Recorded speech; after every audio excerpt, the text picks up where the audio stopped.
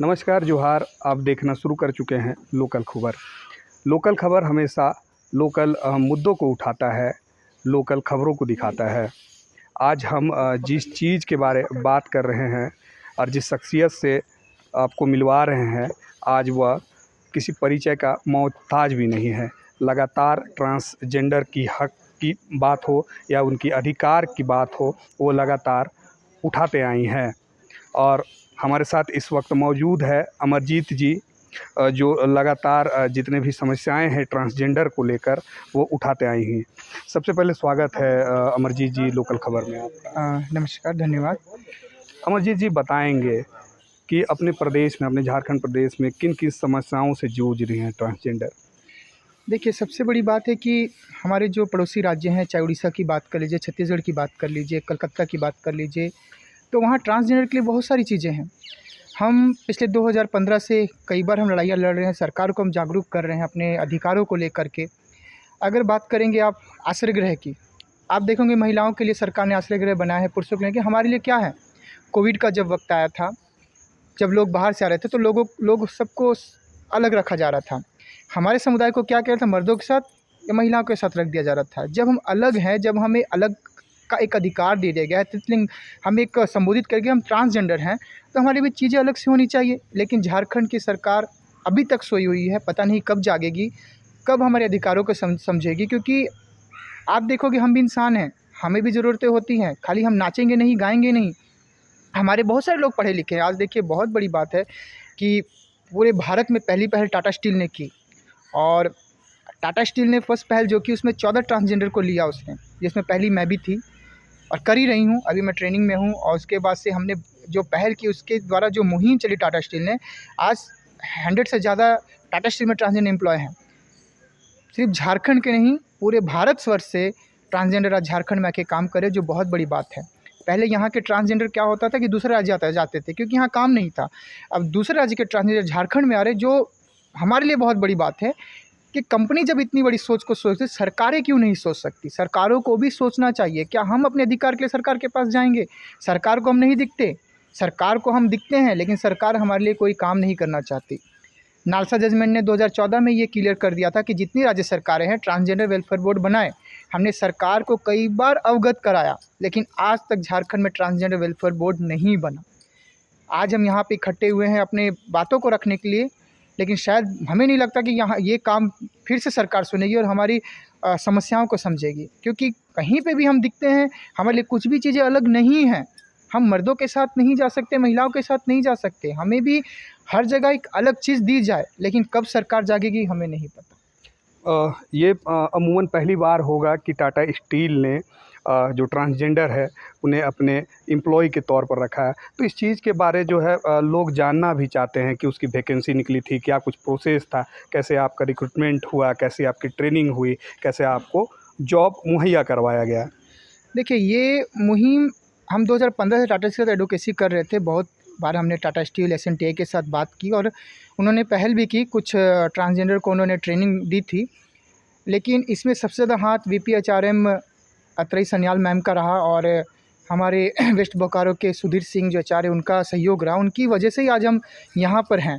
अगर सुधीर सिंह जी मेहनत नहीं करते तो आज हम यहाँ नहीं होते। उन्होंने एक सोच को सोचा और हमें यहाँ ला के रखा। आज मैं कहीं चलती हूँ तो लोग मुझे ट्रांसजेंडर या हिजड़ा नहीं कहते, लोग मुझे कहते देखो टाटा स्टील की एम्प्लॉय जा रही हैं। तो इतना बड़ा चेंज मेरे जीवन में आया है, तो इसके लिए मैं टाटा स्टील के हर उस सदस्य को धन्यवाद देती हूँ, जिन्होंने इतनी अच्छी सोच को सोचकर हमें एम्प्लॉय किया आज के वक्त में।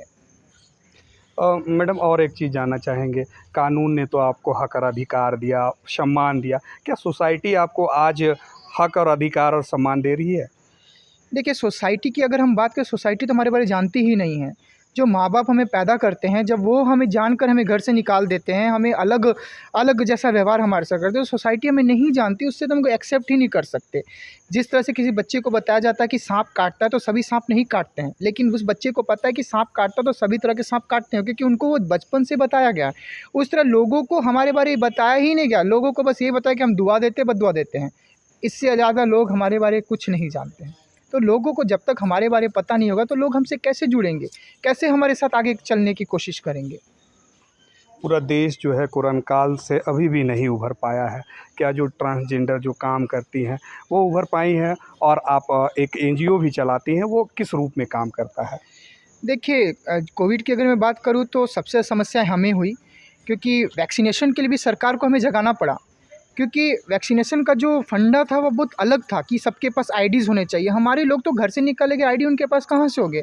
सबसे पहले रांची डीसी के पास मैंने पत्राचार किया, बहुत मुश्किल से वो एग्री हुए, फिर उन्होंने वैक्सीनेशन किया। फिर मैं जमशेदपुर गई, जमशेदपुर मैंने वहाँ के डीसी को अवगत करा, वहाँ पे भी 500 से अधिक ट्रांसजेंडर को वैक्सीनेशन दिया गया। उसके चाईबासा में, क्योंकि हमेशा जाकर हमने ही सरकार को जगा, सरकार नहीं जागी। वो भी कोविड में हम जाते थे, बार-बार लेटर देते थे, बॉक्स में डालते, जबकि उस समय मिलने का नहीं था कि हम किसी से मिलकर बात कर सकें। मीडिया के माध्यम से हम अपनी बातों को पहुँचा पाए, तब हम वैक्सीनेटेड हुए। उसके बाद से हमारे पास खाने को नहीं होता था, क्योंकि आप तो जानते हैं सभी माँगने वाले लोग थे। उस समय तो काम हमारे पास था नहीं, चाहे वो ट्रेनों में माँगे या घरों में जा के माँगे। तो कोविड के टाइम पे तो ऐसा था कि हम किसी से मिल नहीं सकते, तो खाने-पीने की बहुत दिक्कतें थी। हमारी कुछ ट्रांसजेंडर्स ने सुसाइड भी कर लिया, क्योंकि कुछ था ही नहीं, कहाँ जाएँ, कौन देगा हमें? हमसे तो लोग बात करना नहीं चाहते, देने की तो दूर की बात है।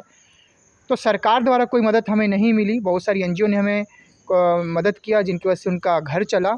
कुछ पॉलिटिकल लोगों से थोड़ा बहुत मदद मिल गई। ऐसे सरकार की तरफ से अगर हम बात करेंगे तो कोई तरह की मदद हमें नहीं मिली कि हम सरकार को हम बोले कि हाँ, उन्होंने हमारे बारे कुछ किया हो कोविड के टाइम पे। फिलहाल आप लोग क्या कुछ मांग करना चाहते हैं सरकार से? देखिए, सरकार को मैं दोषी नहीं करती, क्योंकि सरकार हमारे बारे में जानती है। लेकिन सरकार को मैं यही कहती हूँ कि जिस तरह से वो महिलाओं के लिए सोचती है, पुरुषों के लिए सोचती है, हमारे बारे भी सोचे, क्योंकि हम भी इंसान हैं। हमें भी प्यार चाहिए, हमें भी अधिकार चाहिए। हम हमेशा अधिकार की ही बात करते हैं। सरकार, आज झारखंड में हूँ, मेरी एनजीओ चलती है, लेकिन मुझे ऑफ़िस के लिए कोई एक जगह नहीं दी जाती। अगर मैं किसी के पास जाती हूँ, बोलती है मुझे ऑफ़िस के रेंट पे घर दे दो, तो बोलते हैं आप हिजड़े हैं, आप ट्रांसजेंडर हैं, हम आपको घर नहीं दे सकते। तो एक बैठने के, काम करने के हमारे पास जगह नहीं है। तो सरकार से यही उम्मीद रखती हूँ कि हमारे लिए एक जगह दी जाए, आश्रय गृह दिए जाए, हमारे सामुदायिक भवन दिए जाए, जहाँ हमारे लोग बैठ सके, बातें कर सके, अपने समाज की उन्नति को कर सके।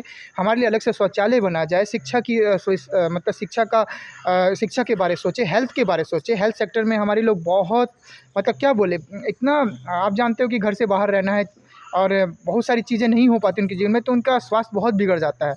लेकिन हमारे, आप देखोगे किसी भी हेल्थ सेक्टर में ट्रांसजेंडर के अलग से कुछ भी नहीं है। तो ये चीज़ों को सरकार को सोचना होगा, जो बहुत ज़रूरी है।